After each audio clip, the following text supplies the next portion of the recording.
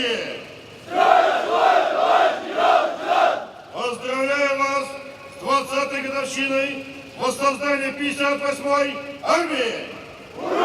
С таким размахом 58-я армия отмечает 20-летие со дня воссоздания. Празднество очень напоминает парад Победы. Более 1000 солдат прошли сегодня ровным строем по площади Свободы. Для участия в юбилее во Владикавказ прибыли военнослужащие из числа дислоцированных на Северном Кавказе и в Южной Осетии воинских частей. В юбилейном параде 58-й армии принимает участие военная техника. В строю представлены бронетранспортеры, бронеавтомобили «Тигр», системы залпового огня «Град». Всего 65 единиц военной техники. С 1995 года подразделения 58-й армии провели множество операций на Северном Кавказе. С 1994 по 1996 года соединения и части корпуса, а в последующем 58-й армии участвовали в боевых действиях на территории Чечни. В 2008-м военные одними из первых прибыли на помощь Южной Осетии. За проявленное мужество и героизм при выполнении воинского долга 52 военнослужащих армии удостоены высокого звания Героя Российской Федерации,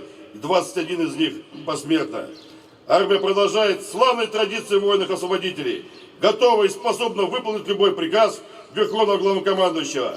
Поздравляю всех с 20-й годовщиной формирования армии. С праздником, дорогие друзья! Ура! Гостями юбилея стали 20 героев Отечества. В Северную Осетию они прибыли 2 дня назад в рамках всероссийской акции «Вахта памяти». Представители Ассоциации героев провели уроки мужества в школах и вузах республики. Встретились с ветеранами. Среди героев и Владимир Шаманов. 16 лет назад он был командующим 58-й армии Северокавказского военного округа. Осетия для него второй дом. По словам генерал-лейтенанта, Владикавказ – это точка опоры на юге страны. Я вспоминаю, 20 лет назад тяжелая была ситуация в стране. Именно и нелегко было и в Северной Осетии. Но именно вот опираясь на эту землю аланскую, на людей сильных духом, Россия приобрела точку опоры, на которую сегодня она рассчитывает и опирается.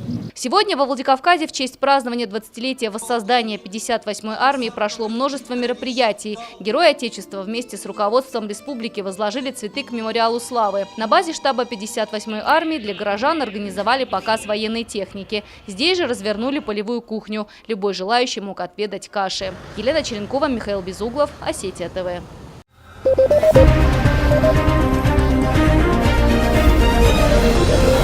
Thank you.